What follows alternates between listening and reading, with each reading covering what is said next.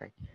This element of the research methodology discusses how the subjects or respondents of the study are selected and how an appropriate sampling method is chosen. Wait lang.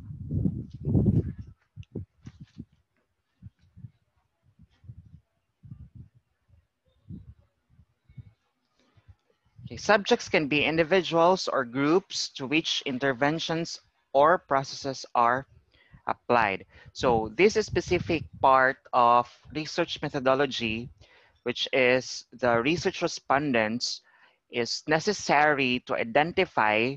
It's because they are your source of data, meaning the data that you need to gather for your research will be coming from them. Sila yung magbibigay ng data. The very thing that you're going to analyze in your research. And it's very important that you need to know the right processes or right procedures when it comes to selecting your research respondents. Kasi you need to make a criteria aside from the standardized criteria that you need to check or consider so that you can get genuine data. Aside from that, you need to consider what is the appropriate number of samples sa inyong research respondent. Kasi you need to have very good data para sa inyong study. And then we have different terminologies being used para sa research respondents depending on the research design that you're going to use for your study. We have subjects. Subjects, these are the this term is used if you are conducting an experimental and case study. Research respondents if quantitative study siya, just like what you're doing right now. Kaya research respondents yung term na gagamitin nyo. And we also have research participants. This study is for qualitative studies. So the last time that you conducted sa practical research one, kaya participants yung tawag doon sa research ninyo kasi qualitative yung research. Although sometimes, pwede siya mag-interchange, pero meron ito siyang specific context wherein these three terms being used.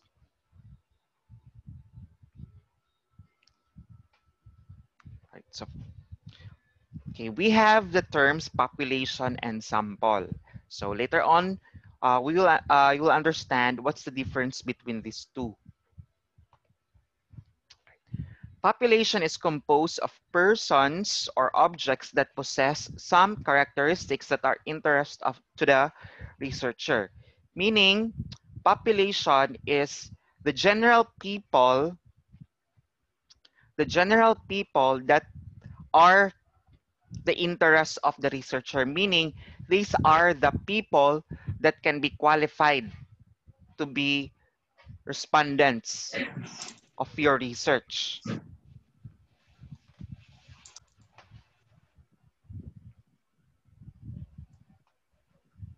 Okay, for example, all registered voters in Davao City, all members of the Alliance Church, all Filipinos who played golf at least once in the past year.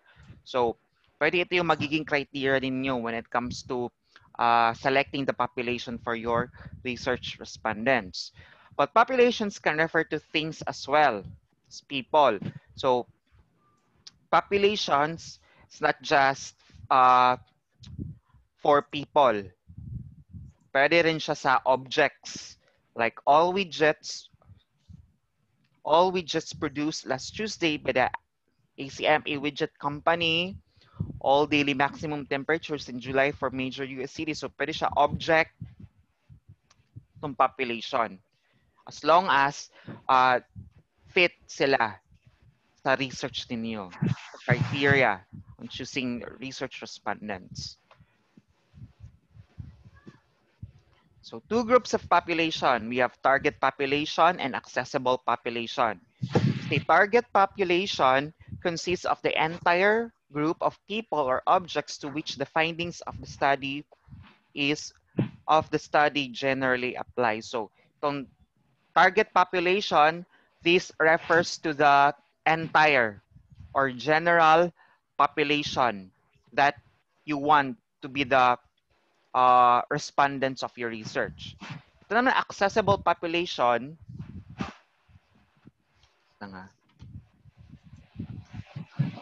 The specific study population, meaning, ito lang kasi it's not ideal if you're going to include all the members in one population to become your research respondents, especially if there are multitudes of people in that specific population. You just have to choose. See, accessible population, these are the members in the population that are available para maging research respondents.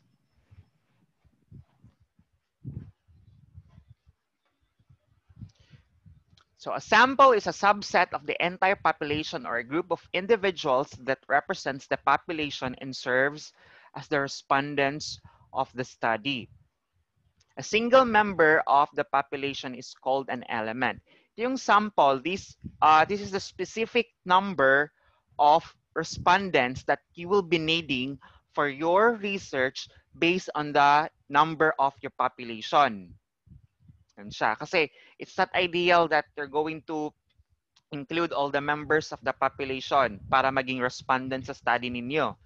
So you need to choose who are those persons. And those person, every single member is called an element.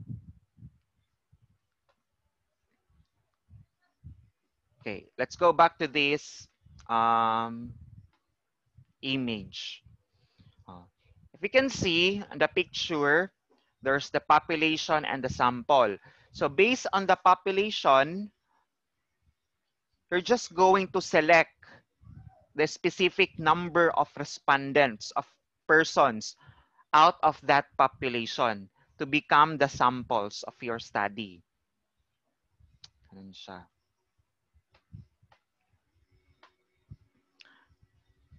Ay.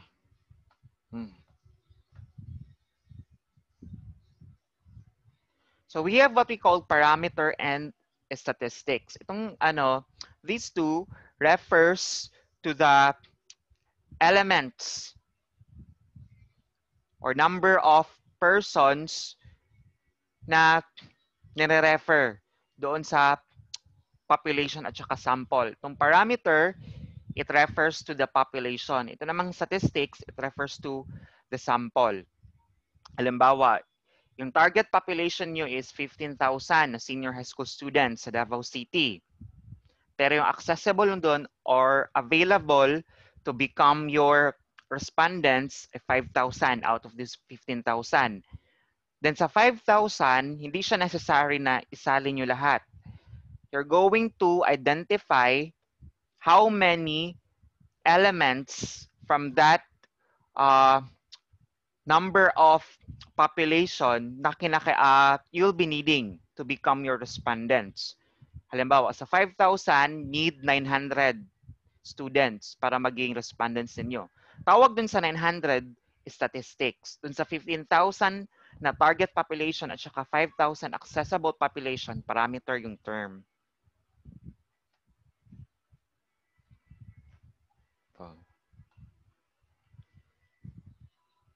An important task of the researcher is to determine the acceptable sample size. The larger the sample, the more the reliable the result of the study. Hence, it is advisable to have a large enough sample for it will yield more reliable results. So, kaya meron tayong mga formula na ginagamit when it comes to identifying the specific number of respondents for a study. It's because we need to come up an acceptable sample size. Meaning, this acceptable sample size will give us the reliable data to be used para sa research in order to come up with a result, in order to determine or answer our research problem.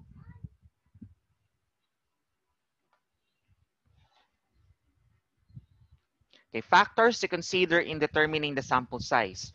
First is homogeneity of the population. When we say homogeneity, the same level of characteristics, meaning pareho sila. Kaya homogeneous yung term na ginamit kasi same lahat ng population. Meaning, when you make a criteria for your research respondents, you need to make sure na yung every single element from that population, ano siya, qualified siya doon sa criteria na sinet ninyo for your research. Then degree of precision desired by the researcher. Okay, the more the data you want to gather, then the bigger the sample size is going to be needed for the accuracy and reliability of the results. So if you want a large data, which means that you need to gather large number of research respondents. The types of sampling procedure, okay, the selection of samples should coincide to your objectives or statement of the problem. Kailangan align siya lahat. Then, the use of formula. It is very important and crucial for the genuine and truthful result of the study. Okay, if the formula is correct, then the result is correct. But if the formula is wrong, then the result is also wrong. When it comes to choosing, using the formula in identifying the number of respondents for your research. Then we have different formula na pwede natin gamitin.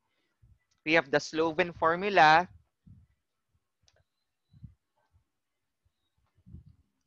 Wait lang.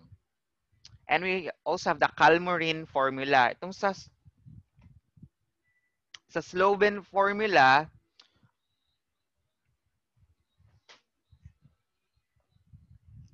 wait lang ah.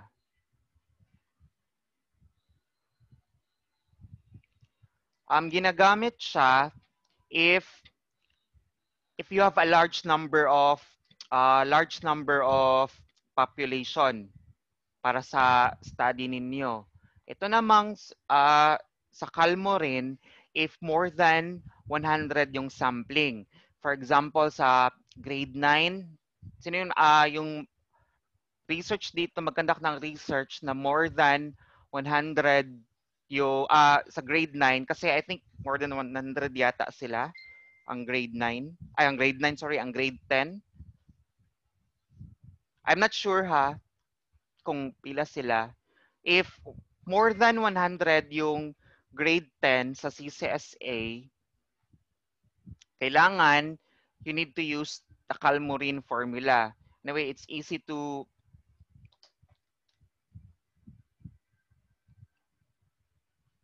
wait lang. With regard to this, I will ask Ma'am ano ang statistician ninyo si Ma'am Kate if how are going to identify sa mga ano lang ha, if yung sa grade 10 lang na respondents nyo, if more than 100 sila na ano yung population nila, will ask Ma'am Kate kung paano i-compute yung para ma-identify yung number of samples ninyo para sa research respondents if lumagpas sa 100 yung population ng grade 10. We're going to use this formula, tsaka si Ma'am Kate na ako paano kasi siya man ang official research statistician. Huwag na yan. So other considerations, if meron tayong tinatawag na universal sampling. The universal sampling, minimum niya is 30. So, okay lang if tawag ani more than 30 ang inyong research target research respondents ninyo, pwede at least 30 dito. For example, 50 kabuok ang students or ang population. Pwede 30 la kabok ang inyong kuwaon dito. Muna ang that's what we call universal sampling. So, in identifying the number of samples can also be depende po siya sa type sa research design. Kasi meron for descriptive, at least 10 to 20%. Kaya sa inyo, for example, yung tawagan niyo, nung ginawa ninyo last school year, yung sa qualitative, yun siya, kasi at least 5 lang yung research participants ninyo kasi qualitative yung kinandak ninyo na study.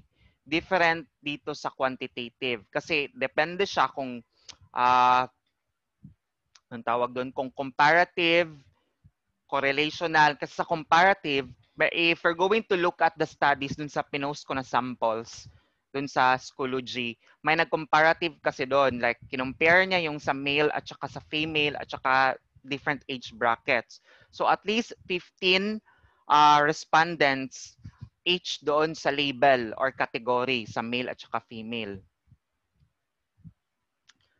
So, if correlational studies, pwede siya 30 yung minimum na respondents ninyo.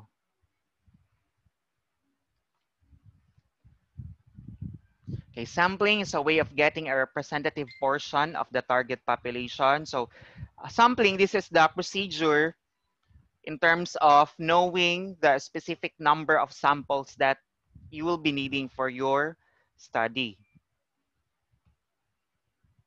Okay, regardless of the research design used by a researcher, sampling is needed for practical reasons, especially when the population is very large. So even though meron tayong specific number of respondents that you'll be needing for your research depending on your research design, but regardless what specific research design that you're going to use for your study, kailangan ka mag-undergo ng sampling. Kasi you need it in order to identify the specific appropriate number of samples so that you can get the data that you'll be needing for your study.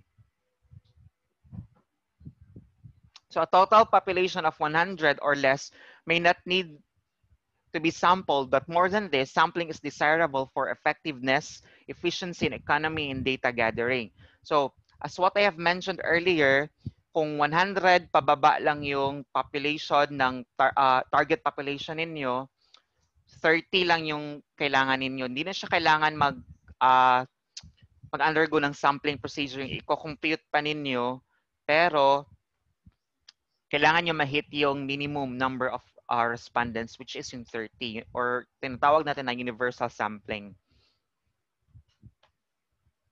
Okay, sampling is needed in a research involving a large population that may be limited by human resources, money, materials, and machinery. So, aside sa it's not ideal na lahat ng members ng population na hindi siya necessary na you're going to include them para sa research ninyo, aside from time consuming siya, it's costly siya. Kaya nga meron tayong formula na ginagamit kasi representative lang yung kailangan para doon sa population. Okay, the strengths of sampling. Time, money, and effort are minimized. By sampling, the number of respondents, subjects, or items to be studied becomes small, yet they represent the population. So even though representative lang yung kukunan nyo yung data para dun sa study, but still enough na yun siya in order to provide a conclusion or to come up an analysis, interpretation para dun sa study. Sampling is more effective since every individual in the population is given a chance to be selected through sampling. Data are scientifically gathered, analyzed, and interpreted. Sampling siya, effective siya, it's because you consider meron na kayong criteria when it comes to selecting the population. So even though not all members of that population, but all of the members of the population hit the criteria para maging respondent sa study ninyo, so okay na yun siya. Research is made faster and cheaper. As what I have mentioned earlier, if we're going to include all the members in the population, time-consuming at saka costly siya. So kung gagamitin ng sampling, malilesen yung gastos at saka yung time that you will be needing in order to gather the data from your respondents. Sampling makes research more accurate. Because of the small size of the data collected from a small number of sources, collection, tabulation, presentation, analysis, and interpretation have fewer errors as compared to voluminous data from the whole population. So, mas accurate ang sampling kasi merong tendency kapag lahat ng members ng population ninyo i-include nyo sa study, may possibility na magkakaroon ng error. So I cannot fully explain what's the what do you call that, the disadvantage when it comes to sa truthfulness of the data, kasi mostly sa na-encounter ko na research na quantitative, gumagamit talaga kami ng sampling kasi that's the advice and that's the accepted proper procedure. Sampling gives more comprehensive information. With a small sample representing a big population, a thoroughly investigated study can yield results that give more comprehensive information that allows generalization and conclusion. So even though representative lang siya, but still conducting the proper sampling of the research respondents dun sa population ninyo, but still you can come up with the right analysis, generalization, and conclusion para sa study. And let's proceed to the weaknesses. Due to the limited number of data source, detailed subclassification must be prepared with utmost care. So ito ra din yung isa sa mga considerations when it comes to the sampling. Kasi, halimbawa, kapag complex yung study, thus, you need to be careful when it comes to providing the criteria of your research respondents. Halimbawa, if marami kang sub-criteria para sa research ninyo, like halimbawa, doon sa may study doon sa effects of colors yata yun. Study niya is ang respondents sa katuna study kay consumers sa Gmall yata to. Then it's not just about consumers lang naman yung gusto nila pag-aralan. Gusto rin nila i-compare yung sa gender, if there's difference between male and female, kung sa in terms sa effect sa colors, at saka gusto rin na-identify if mag-vary pud ba sa age, meaning tulok naay subcategories ang criteria according sa gender at saka sa age bracket. So careful mo sa pag-identify ana nila if inana inyong study. Incorrect sampling design or incorrectly following the sampling plan will obtain results that are misleading. So if mali yung process or procedure ninyo when you conduct the sampling, then it can give you the wrong results or study. So kapag ganyan, you need to what you call that? You need to revise. Kailangan ulitin yung procedure.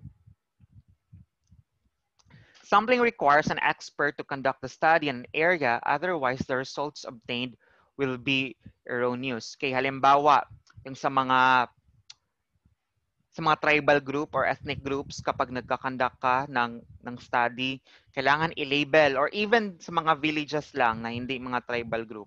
When it comes to labeling the respondents, halimbawa dun sa study na yung effects of microfinance, yung sa study, aside sa yung study kasi, effects of microfinance, focus siya sa women. Kasi mostly na nagbaborrow ng money sa mga sa mga microfinance, mga babae. Tapos mga, si tawagan na, mga wife, mga asawa. So, it's not just, hindi lang yung criteria na kino-consider when it comes to selecting the research respondents. Kailangan i-identify din yung if bag-o ba siya nga borrower, old borrower, or graduate borrower. So kini siya identify jud ninyo maayo para sa atong gibuhat namo last school year sa grupo na nagkandak og effects of microfinance. Ano siya among wala mi na kay complex man gud siya if graduated, old og new. Among gigamit kay old laang. Amo ang criteria ato kay at least naka 2 cycles siya. Meaning nakaduha og pangutang sa lending ana. So if you were going to conduct a complex study just like this, kailangan you need to be careful with the criteria of your research respondents para tama ang sampling procedure. The characteristic to be observed may occur rarely in a population. Okay, for example, teacher over 30 years of teaching experience. So ito, ani na na type of criteria para sa yung research respondent, mag-research jud ka because mangita jud ka og teachers na over 30 years na ang teaching experience. Mostly karon like mga bata na ang mga teacher. So you need to be considerate when it comes to choosing the criteria of your research. Complicated sampling plans are laborious to prepare, meaning hago siya, kapoy siya. Especially if you have a large population, you have a complex criteria, maraming subcategories para sa study ninyo. So, mahirap siya.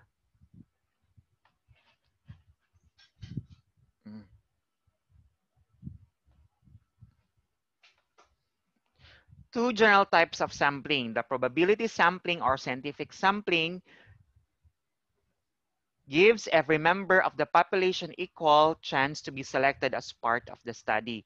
So meaning, lahat ng member doon sa population may equal chance to become part of your research respondent, or they have the chance to be selected to become a research respondent. So we have simple random, systematic, stratified, cluster, at saka multi-stage. When we say simple random sampling, it's made when all the members of the population are given a chance to be selected. Selection is done by draw lot or the use of the table of random numbers. Okay, so, excuse me. Simple random sampling, if lahat ng members doon sa population ninyo qualified siya based doon sa criteria. Kaya halimbawa, yung study na level of math anxiety of grade 10 students. So, hindi na siya kapareho doon sa kinandak ninyo na yung math anxiety doon sa last school year nung qualitative. Kasi level of math anxiety yung identify ninyo. Meaning possible siya na mababa yung level ng math anxiety, possible na mataas, possible na average lang. So, hindi na siya need na parang diagnose talaga yung respondents na may math anxiety. So, hindi na siya. So, sa case nito, lahat ng, for example, yung grade 10 students, lahat ng grade 10 students are qualified to become members or to become a sample sa study. Okay, simple random sampling. Get a list of the total population.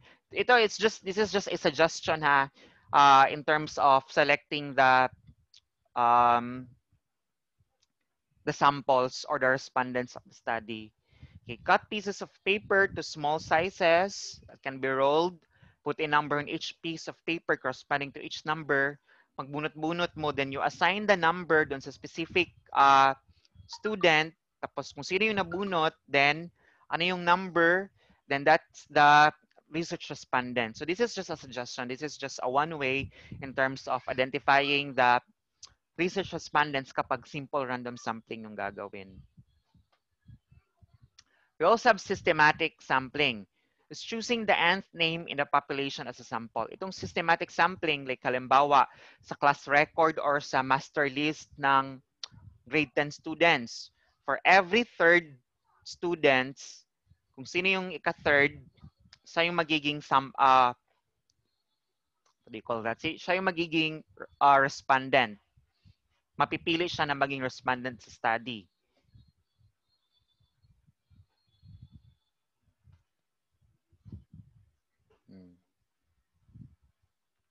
Okay, so if yung respondents over 100 siya, even though systematic sampling, you still need to use yung specific formula para identify kung ilan yung respondents na kakailangan or samples na kakailanganin for the study. So out of those, like halimbawa if 5,000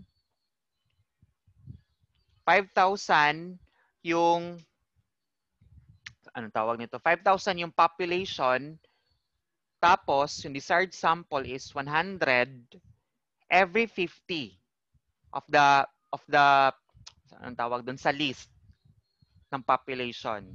So ika 50, ika 100, ika 150, ika 200, so inaana ang pag-select when it comes to systematic sampling. And we have stratified random sampling. It's dividing the population into strata and drawing the sample at random from each division. Itong stratified random sampling, the research respondents or yung population nyo, divided siya according to the social strata or ano yung social status, based sa social status ng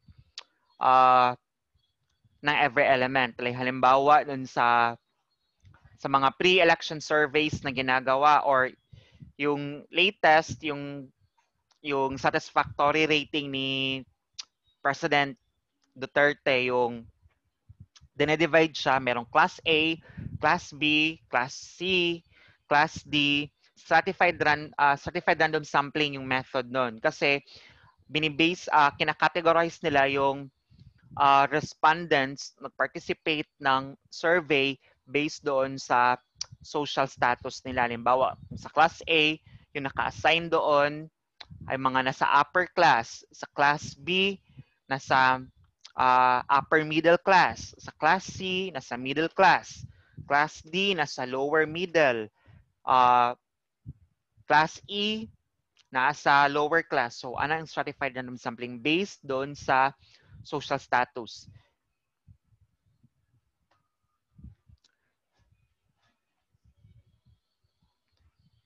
Itong stratified sampling, pwede din siya mag-base sa position.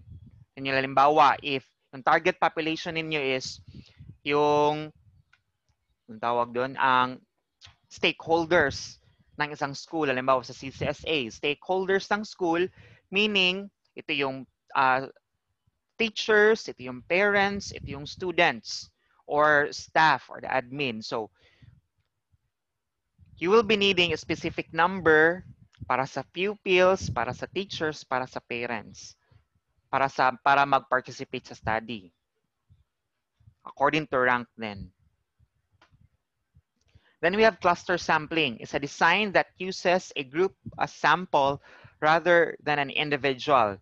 Okay, for example, the population may be the parents in one school district, The parents may be grouped by barangay within the district or by those in the east, west, north, and south of the district. So even though itong cluster sampling, the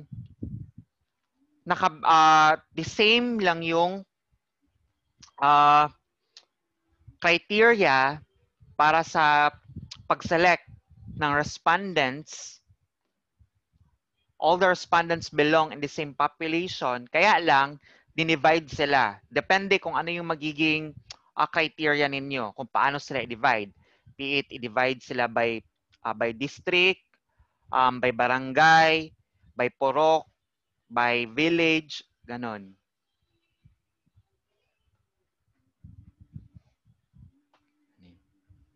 Multi-stage sampling. It is done by stages 2, 3, 4 as the case may be depending on the number of stages sampling is made. Here, the population is grouped by hierarchy from which sampling is done in each stage. For example, the population to be studied consists of the personal and the public elementary schools in the country. So samples have to be taken from the national, regional, provincial, district, and school levels. The multi-stage sampling is you have a wide study, meaning kailangan nyo ng wide or a multitude of research respondents para sa study.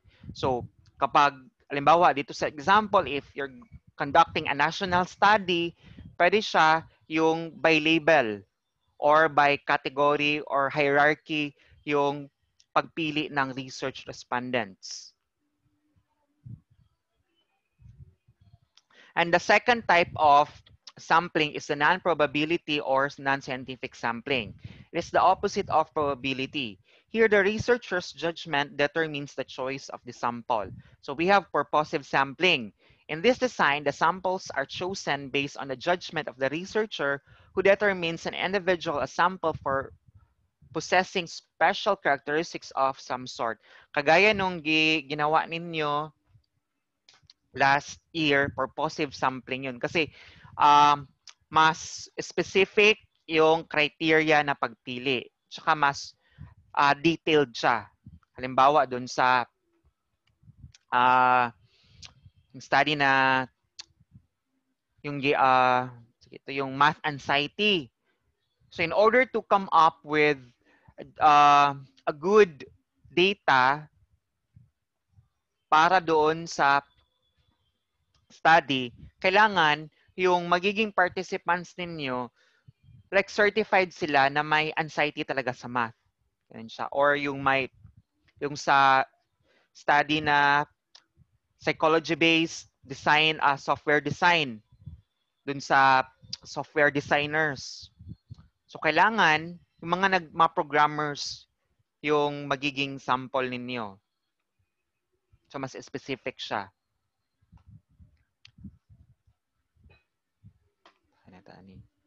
And we have incidental or accidental sampling. As the term implies, this design is used to take samples who may be the most available or the nearest at the time of data gathering.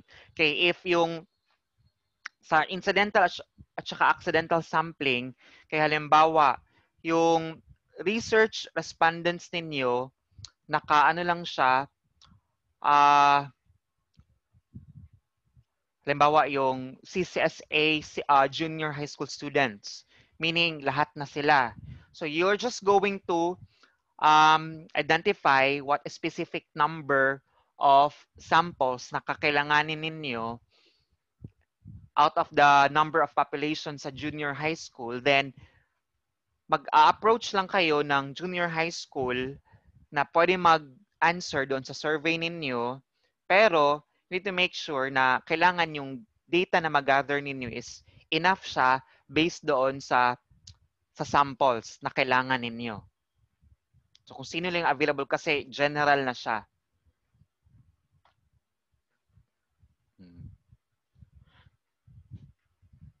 Okay, for example, kailangan nyo ng 100 na samples para doon sa study ninyo. So at least makakita lang kayo ng 100 na persons out of member doon sa target population ninyo. So ganun yung incidental at saka accidental sampling. And we have the quota sampling. A design popular for opinion research, this sampling is made by looking for individuals that possess the required characteristics or prescribed criteria of the research. Yung quota sampling, ito lang at least ma-hit nyo lang yung specific number of samples that you'll be needing for your study. Halimbawa, yung gagamit kayo ng universal sampling na 30 lang out of that your target population. So at least 30 makahanap kayo ng respondents. So we also have what we call snowball sampling. Like for example, I am a target respondent or participant para sa study ninyo. So yung gagawin ng researcher, the researchers will ask the respondent if may kakilala pa siya na ganito, ganyan. Sasabihin niya yung qualification or criteria para maging research respondent if may kakilala pa ba yung target na respondent. So, ibigay niya lang yung questionnaire para dun mag-refer, ana, ng snowball. Tawag siya snowball. And that's the end of the discussion. Okay, do you have questions, clarifications? By the way, katong sa mga nag-conduct o research, ang respondents kay sa grade 10, ano pa nako i-determine pa nako kung pila ang population karon sa grade 10. Kung for example, kung nakaabot sila or lagpas sila 100, then maggamit ta og katong formula, and I will ask Ma'am Kate siya ang tawagan ni mag-identify kung pila ang sample. Kung wala kaabot og 100 or 100 lang sila, at least 30 lang para dito sa para may mga research respondents ninyo. Tapos sa inyong remind lang tamo sa inyong research instrument at least November 3 masubmit ninyo ang research instrument ninyo para ma-check nako during sa semestral break nato, tapos mabalik na ako kay ang inyuhang wala pa ako ka-decide kung kano sa ang date sa inyuhang outline defense. Siguro kung mag-outline defense siguro mga late November na or after sa inyuhang second quarter exam, mga inana nga date. Then, you need to make sure na lahat ng members mag-contribute. Na ay members na magsulat ay magbuhat sa research instrument. Na po yung members magbuhat dun sa parts ng chapter 3 para madali maghuman. Para ma-check pa po na ako. Okay, basta karong November 3 at least masubmit ninyo ang research instrument ninyo. So, okay na ta. Yes, sir. Okay, if you have no questions, clarifications, I think it's a wrap. That's the end of our discussion. So, thank you guys for your cooperation for this meeting. I'm going to end the conference na ha.